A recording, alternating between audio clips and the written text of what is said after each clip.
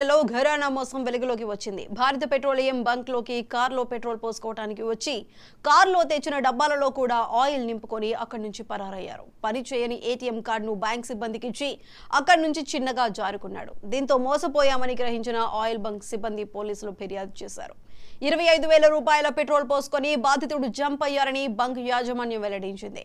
ఈ మేరకు పోలీసులు కేసు నమోదు చేసి దర్యాప్తు చేపట్టారు.